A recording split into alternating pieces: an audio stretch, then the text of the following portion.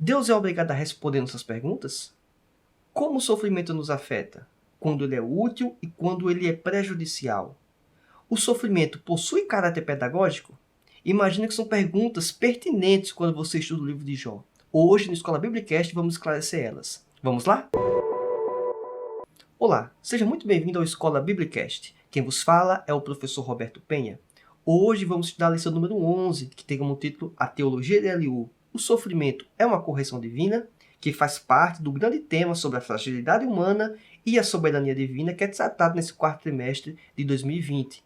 De antemão, nesta aula, irei apresentar 2 suplementos muito úteis para a sua aula de escola dominical.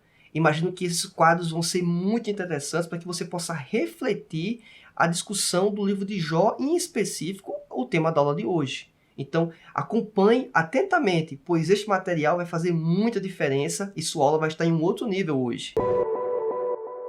Se por acaso está chegando hoje no canal, informo que os slides utilizados nesta apresentação, eles constam disponíveis no link na descrição deste vídeo, certo? No formato PowerPoint editável, para que você possa ajustar da forma que for melhor para o seu interesse, bem como também no formato de PDF. O link da descrição, ele leva você para o site do Escola Biblicast, onde você pode baixar o conteúdo, bem como também você pode se inscrever no canal do Telegram. Lá eu respondo em áudio perguntas que aparecem aqui no YouTube que entendo que vão ser úteis para uma grande parte dos, alunos mais engajados e professores da Escola Bíblica Dominical. Temos como texto áudio o seguinte texto em Jó, capítulo 36, versículo 15, que diz assim: Ao aflito, livra da sua aflição, e na opressão se revela aos seus ouvidos. A verdade prática trata do seguinte: o sofrimento não deve ser visto apenas sob aspecto punitivo, mas principalmente educativo. Então, uma ênfase da lição vai ser essa, uma das. Entendo que essa lição tem várias nuances que vão ser muito úteis a serem exploradas, em virtude inclusive do texto base, que é um pouco amplo, a qual vamos utilizar como referência, certo? A leitura diária, inclusive, já nos mostra um indicativo disso, né? A distribuição aqui em diversos capítulos, 32, 33, 34, 35 e 36. Então, perceba que é uma discussão, uma questão levantada com base em vários textos bíblicos, certo? Um trecho interessante. A leitura bíblica em classe, não vamos fazer menção dela nesse momento aqui, mas durante a apresentação irei trazer sim alguns versículos que entendo que são muito úteis. Não apenas a leitura base, mas também textos dentro desses capítulos que acho que são muito importantes considerarmos no nosso estudo, na nossa análise, principalmente quanto ao pensamento de Eliú, certo? O personagem que está discussando, está debatendo de certa forma com Jó, tudo bem? O objetivo geral diz o seguinte: mostrar que o sofrimento pode ser usado por Deus com fim pedagógico. Os objetivos específicos tratam do seguinte: explicitar que Deus, como soberano, pode se revelar e falar por meio do sofrimento. Destacar que a soberania de Deus não se sobrepõe ao seu amor. E, por último, afirmar que Deus não tem prazer no sofrimento, mas pode usar as adversidades para nos educar. Antes de introduzirmos o tópico 1, entendo que é importante mencionarmos aqui o texto base do capítulo 32, do versículo 1 ao 3, versículos 12 e 14. Por que disso? Percebemos que Eliú ele está avançando um pouco mais em relação às discussões e comentários feitos por Zofar, Elifaz e Bildade, os amigos de Jó que inicialmente tiveram contato com ele a respeito aí, inicialmente dos problemas que Jó estava passando, o sofrimento dele, e que eles estavam fazendo proposições do que poderia ser, para tentar de alguma forma até ajudar Jó a ele ter uma solução para isso, mas que de alguma forma, mesmo querendo ajudar Jó, eles estavam acusando Jó de uma outra forma também, né? De forma indireta, ou até mesmo direta para alguns, né? Estava acusando Jó em virtude dos problemas e sofrimentos que ele estava passando, né? Então, o que que o Eliú avança? Ele diz aqui no versículo 1 do capítulo 32 o seguinte: Então esses 3 homens pararam de responder a Jó, pois este se julgava justo. Esse era o posicionamento aqui de Jó inicialmente. Mas Eliú, filho de Baraqueu de Bus, da família de Rão, indignou-se muito contra Jó, porque este se justificava diante de Deus. Para Eliú, um dos problemas emblemáticos na vida de Jó é porque ele estava se justificando diante de Deus e que ele não teria condições para fazer isso. Porque aqui ele apresenta no versículo 2 já, porque este se justificava diante de Deus. Versículo 3 diz o seguinte: Também se indignou contra os 3 amigos, pois não encontraram meios de refutar Jó, e mesmo assim o tinham condenado. Olha que Eliú, ele não apenas está dizendo que Jó está com problemas e que Jó precisa de alguma forma resolver isso e que ele vai ter a proposta inicialmente, né? Ele também indica que Zofar, Elifaz e Bildade, eles não tiveram argumentos na visão do próprio Eliú para explicar o que está ocorrendo com Jó e o que poderia ser feito. Perceba então que inicialmente parece que Eliú então ele vai dar um avanço a mais, né? E que isso vai ser inclusive bom para Jó, né? Porque ele pode ser que tenha a resposta, né? Até então ninguém está tendo a resposta, aparece Eliú e Eliú vai dar a resposta. Mas é interessante que não é isso que acontece em grande parte das vezes, quando nós estamos passando por problemas pessoais, principalmente, que alguém próximo da família, ou até mesmo fora, está sabendo de alguma coisa e ela aparece sempre com a solução. Imagino que você possa estar se identificando com uma situação dessa, né?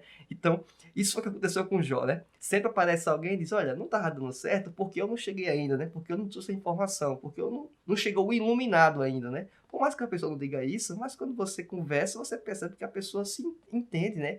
Que é o iluminado, que tem a revelação, que tem pleno conhecimento, né? Então, perceba que Eliú, ele já começa colocando, dizendo que todo mundo está errado.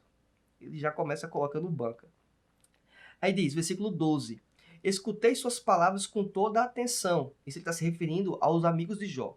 Mas nenhum de vocês, grife até em vermelho aqui, né, demonstrou que Jó está errado. Então, na concepção de Eliú, os três amigos não apresentaram um argumento que dissesse, olha, Jó está errado. O que vocês indicam aí não tem, digamos, fundamento. Basicamente é isso que ele está apresentando. Aí diz o seguinte, nenhum de vocês respondeu aos seus argumentos. Porque Jó ele retrucou, né? Ele respondeu os amigos dele, e os amigos dele não tiveram como refutar o que Jó apresentou. Então ele está dizendo o seguinte, Jó está com problemas, certo? Eu sei como responder isso, eu sei como resolver essa situação, mas que vocês três que tentaram também fazer também não conseguem. Então ninguém sabe, somente eu. Versículo 14. Só que não foi contra mim que Jó dirigiu suas palavras, e não vou responder a ele com o argumento de vocês. Então ele já diz o seguinte, olha, eu não vou utilizar-se dessas premissas, desses argumentos que vocês vão apresentar. Então, esse é um pano de fundo que é importante você entender antes de estudar os tópicos da lição bíblica. Entendo que é muito importante você ter entender um pouco desse pano de fundo. Um outro elemento também importante é que o Eliú, ele esperou os amigos dele falar, e o texto inclusive dá um indicativo disso, que era porque eles eram mais velhos, mais experientes, e uma certa forma de respeito, eles falaram na frente. Então, foi basicamente esse o raciocínio que permitiu que Eliú fosse falar apenas agora, de certa forma. E Eliú teve a vantagem, além disso, de poder saber quais eram os argumentos dos colegas, inclusive isso pode ter contribuído para que ele possa ter melhorado o seu fundamento, a sua ideia do que poderia estar ocorrendo, né? Então, quem chega depois de um fato já em andamento, ou que já viu o que pode dar certo e o que pode dar errado, ele tende a ter mais elementos e aí talvez construir uma resposta melhor. Que, inclusive, de certa forma, é o que estamos fazendo hoje. Mais uma vez eu reforço. Comentei isso em algumas lições bíblicas passadas. Nós estamos olhando agora com um escopo de conhecimento muito maior do que o que eles estavam vivendo naquele período. Então, devemos sim dar um imenso desconto ao comportamento dos três amigos iniciais de Jó, como também de Eliú, pois eles não tinham o conhecimento hoje, o panorama, o pano de fundo que nós conhecemos. Agora, o que é complicado é pessoas nos dias de hoje que possuem ferramentas, possuem meios de poder chegar a ter esse tipo de conhecimento e ainda cometem erros equivalentes ou até piores do que os amigos de Jó, inclusive o Eliú. Então, é esse o ponto que eu quero deixar muito claro com vocês. No tópico 1, fala que o sofrimento funciona como uma forma de revelação de Deus, certo? Então, o sofrimento vai me ajudar a entender Deus. É isso que o tópico está inicialmente apresentando. O primeiro item desse tópico fala que Deus é soberano. E tem 3 versículos que eu acho importantes nós considerarmos na nossa análise. Se encontra no capítulo 33, do versículo 12 ao 14 de Jó. Diz o seguinte, mas eu digo que você não está certo, porquanto Deus é maior do que o homem.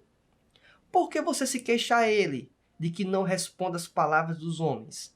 Olha que interessante. Primeiro que Eliú, ele trouxe uma obviedade. Ele está dizendo uma afirmação que é algo muito lógico na cabeça, acho que não apenas de Jó, mas grande parte daqueles que estavam em volta, inclusive os próprios amigos anteriores de Jó. É interessante entender que esses argumentos que parte de pontos já absolutamente comuns, será que isso era relevante a trazer à tona?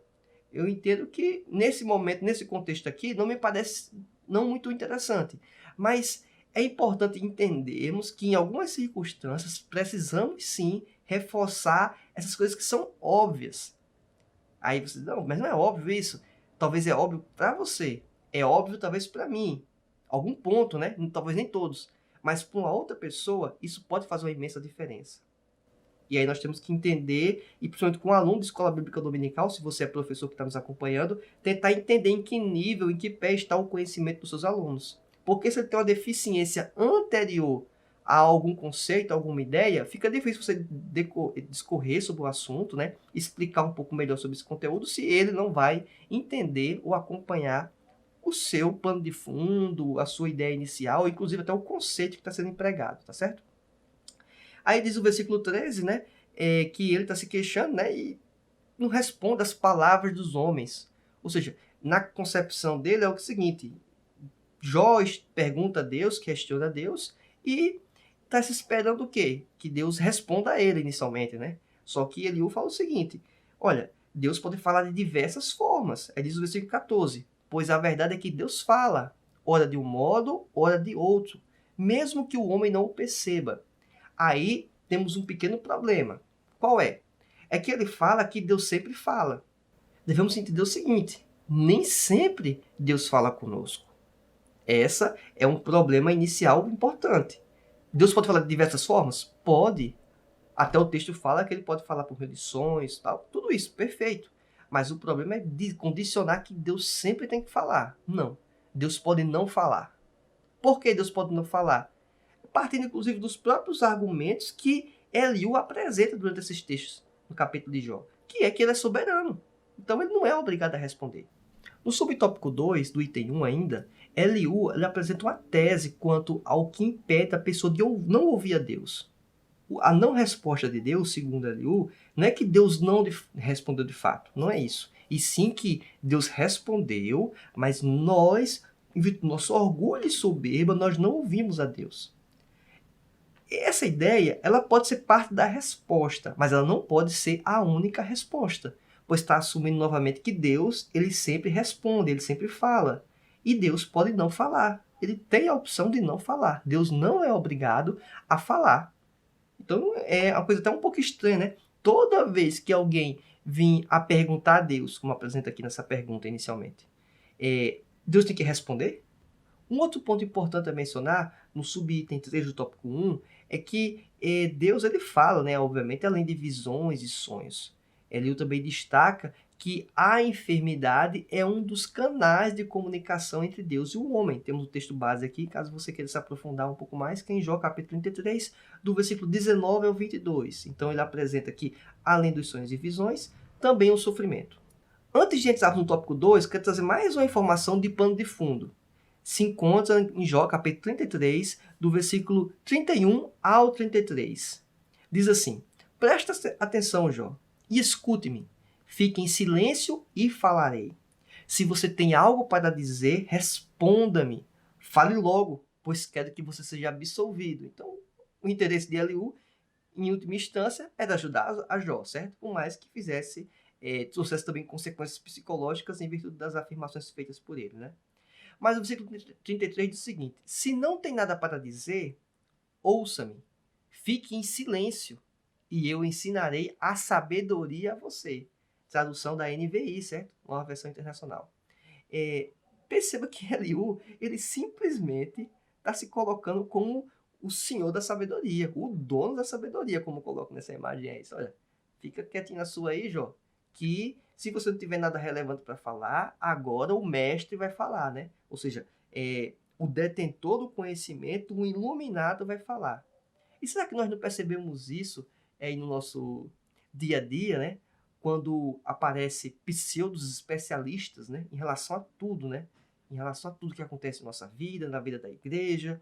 E eles têm a fórmula, né? A fórmula mágica de como vai solucionar todas as coisas. E desprezam um elemento essencial que está intrínseco à natureza humana, que é a complexidade. E isso já está intrínseco com a natureza humana, da complexidade. Imagina só quando falamos sobre entender quem é Deus. É algo muito complexo. E o agir de Deus é complexo. Existem N variáveis, N fatores. Parte dessas variáveis, parte desses fatores, o suficiente para a gente se aproximar de Deus e querer um contato com Deus, está exposto nas Escrituras. Está exposto na revelação de Deus. Isso não tenho nenhuma dúvida quanto a isso.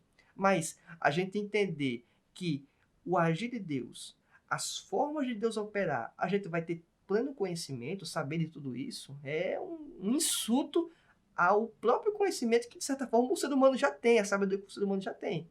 Saber que nós somos limitados, que nós temos um fator aí limitante. Então, perceba que isso é um absurdo, né? Algumas pessoas chegarem a propor isso, principalmente do ponto de vista espiritual. Além disso, quando a gente trabalha com questões que envolvem dor e sofrimento, quando no livro de Jó em específico, né, você que talvez está se deparando com um estudo um pouco mais complexo, né, das escrituras, percebe que o sofrimento ele pode ter N variáveis envolvidas, certo? Inclusive vai ser um dos suplementos que vou trazer já para que você possa acompanhar nesse tópico 2, certo? Tópico 2 tem como título Sofrimento como meio de revelar a justiça e a soberania de Deus. E aí no capítulo 34, do versículo 10 ao 12, diz o seguinte: Por isso escutem-me, vocês que têm conhecimento, longe de Deus esteja o fazer o mal, e o Todo-Poderoso o praticar a iniquidade. Então, mais uma vez, Eliú apresenta um argumento óbvio. É dizer o seguinte: Deus não vai fazer o mal. Deus não vai praticar a iniquidade. Acho que até aí todo mundo tem esse comportamento. Mas na cabeça de Eliú, as falas de Jó dão a entender que Jó está querendo atribuir algo a Deus nesse sentido. Então, realmente, lendo o livro de Jó, acho que parece que unanimidade, nós temos a sensação em alguns momentos que Jó parece que está atribuindo aquilo a Deus. E do conhecimento que Jó tinha, sem saber do plano espiritual por trás, né, que era, na verdade, Satanás fustigando, vamos dizer assim, a Jó, castigando a Jó, interferindo na vida de Jó com a permissão de Deus, mas ele estava entendendo que aquilo era Deus que estava trazendo aquilo sobre ele. Versículo 11. Ele retribui ao homem conforme o que este fez. Ele dá o que a sua conduta merece. Aí é mais um problema da teologia de Eliú. Semelhante aos colegas dele, ele está condicionando o comportamento de Deus para com Jó em virtude do que Jó faz. Então, Deus seria uma espécie de consequência das causas humanas, o que também é mais uma aberração. Deus pode punir o homem em virtude dos seus pecados? Pode. E faz? Faz. Mas sempre? É sempre em vida? A gente já discutiu um pouco isso em lições passadas. Então, caso queira se aprofundar, dê uma revisitada nas lições bíblicas, né? E veja que a gente já discutiu um pouco sobre isso, para não ficar enfadonho e repetitivo aqui. Também perceba que se Deus ele age trazendo consequências ou sofrimentos para as pessoas, de alguma forma, isso quer dizer que a pessoa cometeu pecado? Não, não necessariamente, certo? Um pecado que levasse àquela situação? Não necessariamente. Também já estudamos isso em lições passadas. Então, perceba que tudo isso é uma consequência de uma premissa base equivocada que Eliú assume, semelhante aos colegas dele. E perceba que Eliú fala que não vai trazer os argumentos que os amigos dele, de Jó, né, trouxeram inicialmente. E perceba que ele usou, sim, parte desses argumentos. Então, Eliú ele falhou aí inicialmente na sua proposição inicial. Versículo 12. Não se pode nem pensar que Deus faça o mal, que o Todo-Poderoso perverta a justiça. Está absolutamente correto esse pensamento de Eliú. Não tenho nenhum ponto a acrescentar. O problema é que ele assume que isso que é a única perspectiva, sem levar em conta outros elementos que estão intrínsecos à natureza de Deus. E aí, caso você queira ter um detalhamento, uma explicação um pouco maior sobre essas questões envolvendo a origem do sofrimento, como isso tem os desdobramentos responsáveis por isso, eu ministrei isso na lição 4, que tem como título Drama de Jó.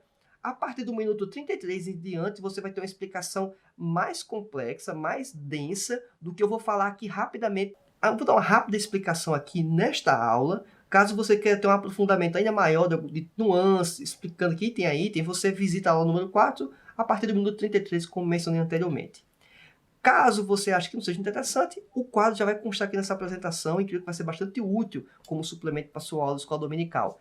O que é que vai ser diferente desse quadro, a abordagem que eu vou fazer nesse em relação à aula anterior? Você vai perceber isso já já. Quando fala aqui sobre fontes, né, do pecado, tem lá meu pecado, pecado de outras pessoas, desastres físicos ou naturais evitáveis e desastres físicos ou naturais inevitáveis. O que necessariamente aqui ele o assume é que um dos itens que faz a pessoa ter sofrimento, nas origens do sofrimento, é o pecado dela mesma. Então, o meu pecado, beleza. Esse ponto aqui, Eliú está correto, é uma das fontes. Agora, pecados de outras pessoas, Eliú não faz essa abordagem. E é um ponto, sim, que nós sabemos que ao longo de todo o texto bíblico, em vários momentos, a gente percebe isso ocorrendo. A gente não vai entrar aqui em detalhes. Um outro ponto também são os desastres físicos ou naturais, que podem ser evitáveis, que o próprio homem, inclusive, procura, vamos dizer, cria situações para que isso possa acontecer. Ele também não apresenta isso como uma situação, certo? Mas não vamos nem entrar aqui nesse contexto, vamos entrar aqui no contexto que seria talvez um pouco mais complexo. E aí é que talvez na cabeça de alguns comece a dar problema, né? Vamos dizer assim, de entender um pouco disso. A gente vai explicar um pouco melhor. É quando se fala aqui sobre desastres físicos, naturais, inevitáveis. É aquilo que pouco importa o que Jó fez ou deixou de fazer, aquilo vai acontecer. Será que não bate um pouco com o que nós estamos vivendo nos dias de hoje? Essa crise que estamos passando? Não apenas no Brasil, mas no mundo inteiro, na questão de saúde? Então, perceba que elementos como este são independentes da nossa conduta individual. Pode ser da conduta de algumas pessoas, pode, e pode simplesmente não ser. É algo que é o considerado inevitável. Como é que eu vou saber se é ou não é? Eu não sei como saber. Então, da forma que apresenta aqui as leis do sofrimento, com base num comentário bíblico da Bíblia de Estudo da Aplicação Pessoal, ele atribui que pode ser o quê? Deus ou Satanás. Então, Satanás, a gente já sabe que é Satanás nesse contexto aqui. Em última instância, sabemos que Deus está permitindo. Então, essa é uma questão. E aí é que cria um problema, talvez, de raciocínio lógico para alguns. Poxa, então quer dizer que Deus, sendo bom, maravilhoso, tendo todo o poder, ele permite que coisas más aconteçam com pessoas boas? Esse é o contexto. E aí é que entra um outro suplemento, que ainda é o primeiro, isso aqui tudo está ligado a esse primeiro suplemento, que é muito importante considerarmos, que é o problema do mal. Essa reflexão também trago lá na aula número 4. Caso você não assistiu, quer ter um comentário um pouco mais denso, volta para essa aula. Aqui vou dar apenas uma rápida pincelada. O argumento basicamente é o seguinte: se Deus é onipotente, por que o mal existe? Quais são as duas premissas básicas? Se Deus é todo-poderoso, então ele pode criar qualquer mundo que ele escolhe. Então, esse é um argumento, né? Você pode escolher qualquer mundo e vai escolher um mundo melhor, um mundo sem pecado, um mundo sem problema, né? Então, o subitem 2 é: se Deus é todo-poderoso, então ele preferiria o quê? Um mundo sem o mal. Então, essas premissas são fundamentais para que eu possa chegar nessa afirmação. Se Deus é onipotente, por que o mal existe? Ou essa pergunta, na verdade, né? Colocando em xeque aí a existência do mal do mundo. E aí temos a resposta para isso, uma resposta bíblica. A primeira delas é que, para a questão do que Deus escolhe o mundo que ele quer, ele escolheu um mundo sim que ele quer. Ele escolheu um mundo em que existe o livre-arbítrio.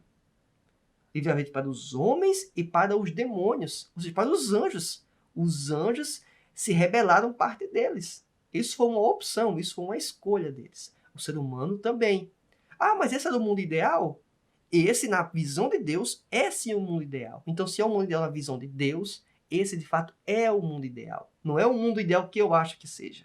O mundo ideal que talvez todos nós fôssemos apenas uma espécie de mero robôs, no controle de um ser superior, e que tudo que nós fazemos, na verdade, está sob a tutela e o controle em todas as instâncias, todos os milímetros desse Deus, certo? Então, não vou nem entrar nessa discussão aqui de forma um pouco mais profunda, mas só para você entender um pouco disso.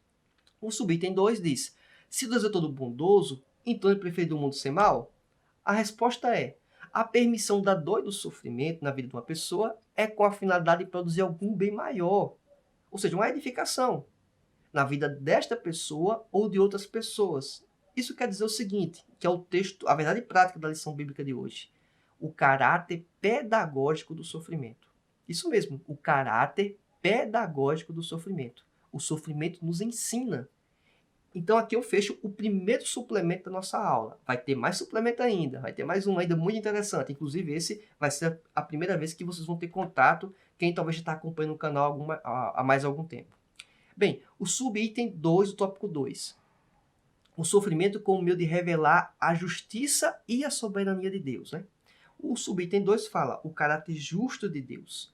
A lição bíblica apresenta aqui, acho que 6 argumentos, 6 itens, né? 6 desdobramentos do texto base. Eu aqui pensei 3 que eu acho que são bem interessantes, nós damos uma ênfase aqui nesse comentário bíblico, na verdade, né? Para que não fique algo extremamente leitura da lição bíblica. Ele age com justiça quando retribui ao homem o que ele merece. Jó 34:11. Perfeito.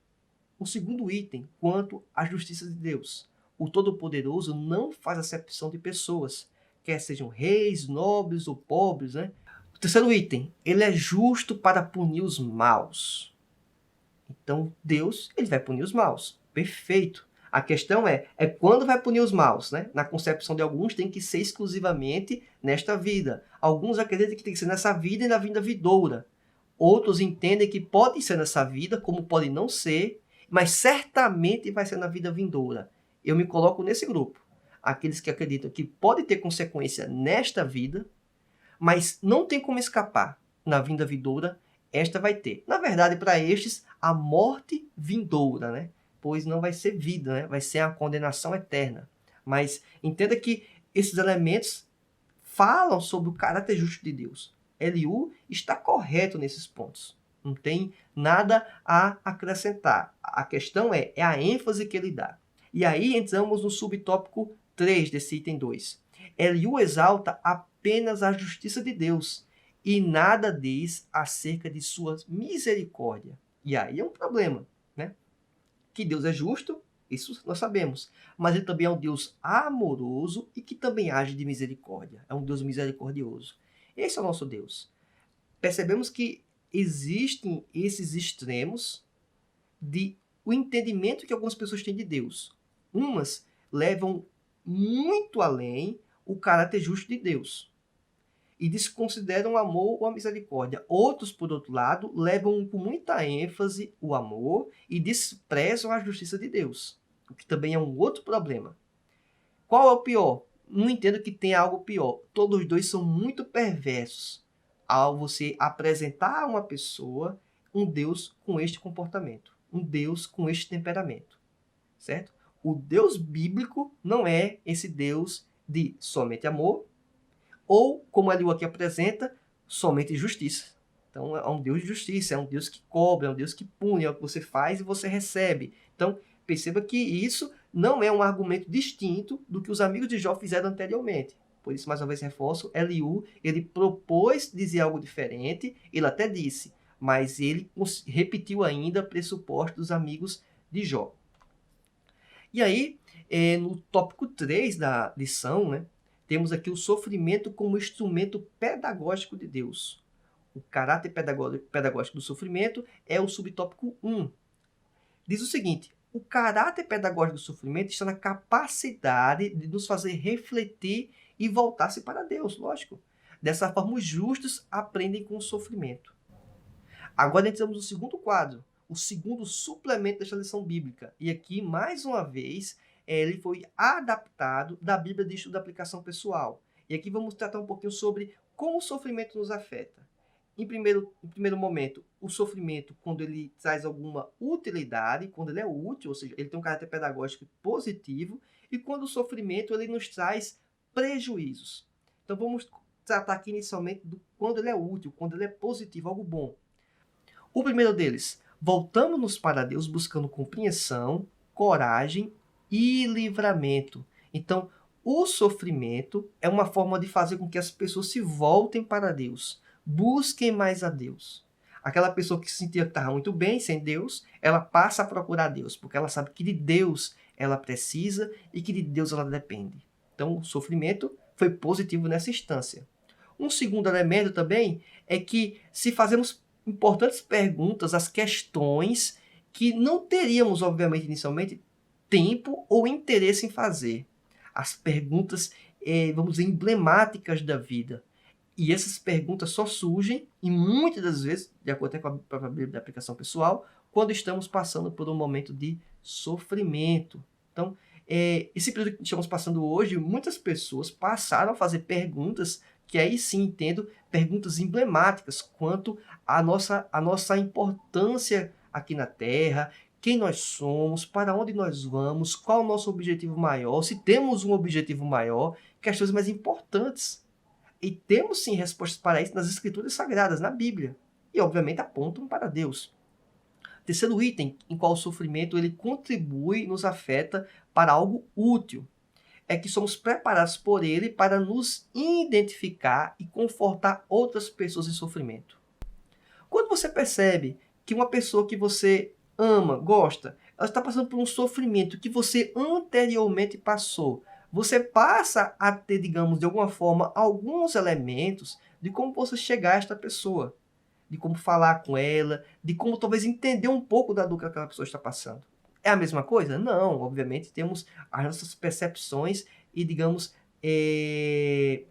respostas distintas, somos seres diferentes, mas inicialmente é sim possível eu conseguir me identificar e poder de alguma forma até contribuir para aquela pessoa que está passando por aquele momento de dor, seja qual for a circunstância envolvida. Por último também, ficamos sensibilizados com tanto sofrimento neste mundo. Um outro ponto também, né, agora assim na perspectiva dos prejuízos, né, o sofrimento sendo prejudicial, é quando ao invés de ele fazer nos aproximarmos de Deus, ele faz nos afastarmos de Deus, endurecer o nosso coração. E aí, esse é um problema, lógico, né? Um outro também é fazer com que nós nos fechemos a nós mesmos. Obviamente, né, se eu estou me afastando de Deus, o que vai provavelmente imperar em minha vida vai ser o quê? O meu eu, né? Eu acho que vou resolver. Eu acho que sou a solução. O homem pode resolver, né? E aí, esse egoísmo, esse egocentrismo vai sufocar e vai piorar a situação, inclusive. Um outro ponto também é que essa situação, por tabela, isolamos Deus e isolamos as pessoas que poderiam nos dar um suporte. Inclusive pessoas que passaram por sofrimento semelhante, né, ao que eu estou passando, ao que você poderia estar passando. O último item também é acusarmos Deus de ser injusto e talvez influenciar outras pessoas a rejeitá-lo. E aí é difícil hoje em dia, no mundo em que vivemos, não termos contato de pessoas que estão frustradas com Deus, não por causa de Deus, é por causa de inúmeros elementos dela mesma, de um familiar, de um amigo, de uma igreja, de um pastor talvez, mas de Deus nunca, certo? Pode ser do marido, pode ser da mulher. Essa pessoa se frustra com N elementos, com as situações da vida cotidiana, inclusive com um sofrimento que vem para a pessoa passar, mas que é para aperfeiçoar ela, para educar ela, e ela não tem a resposta correta, né? E aí também não vale você pensar, alguns pensarem que, então quer dizer que Deus traz o mal e está tentando a pessoa, e a pessoa não tem força e a pessoa está caindo. De forma alguma, a Bíblia não fala isso, muito pelo contrário. Deus não permite que nós passemos por um sofrimento, por uma dor, por uma tentação que seja maior do que nós possamos suportar. Então, tenha plena consciência disso. Se não tem, passa a ter, certo? Por favor, para o nosso próprio bem aqui do nosso debate e discussão quanto às Escrituras Sagradas. Então, sabendo desses elementos, sabendo que Deus ele não pode e não é injusto, como eu posso, né, acreditar que Deus é desse jeito? Mas, infelizmente, alguns acreditam. E pior, eles espalham isso. Eles destilam esse veneno mortal para outras pessoas. E se a outra pessoa não tiver conhecimento adequado de Deus, nem sequer tiver conhecimento de Deus, a depender da influência que essa pessoa tem, a forma como ela apresenta, ela pode levar mais pessoas para este, vamos dizer, este labirinto da morte, né? Então, perceba que é muitas questões envolvidas que podem prejudicar quando temos contato com o sofrimento, mas também temos elementos positivos. Então, este suplemento aqui, entendo que ele é fundamental para que você considere fortemente em utilizar-se na sua exposição de aula, Escola de Bíblica Dominical, se você for professor, e se você for aluno engajado, você aqui aprendeu algo muito interessante que você pode, inclusive, apresentar, discutir, ressaltar algum ponto da sua sala de Escola Bíblica Dominical e contribuir na formação aí dos demais colegas e demais alunos da nossa EBD. Acredito que até então esse material tenha sido útil para você. Portanto, então, além de você dar o like nesse vídeo, eu peço, se inscreva no canal. Sabe por quê? Porque quando você se inscreve no canal e ativa as notificações, as opções, todas as notificações, você vai receber em primeira mão esse conteúdo este e outros conteúdos que podem ser bastante úteis para a sua formação intelectual e espiritual, para que você possa desenvolver-se como pessoa e desenvolver-se para a obra de Deus. Então, você vai receber em primeira mão um conteúdo que vai lhe dar tempo, né? Se você for professor de EBD, para que você possa se preparar e apresentar aí uma ótima aula na sua escola bíblica dominical, obviamente com os demais comentários e suplementos que você, obviamente, vai buscar como referência também para poder subsidiar a sua aula. Então, se inscreva no canal, ative as notificações e seja mais um aluno do Escola Biblicast. No subtópico 2, tópico 3 ainda, diz adorando a Deus na tormenta.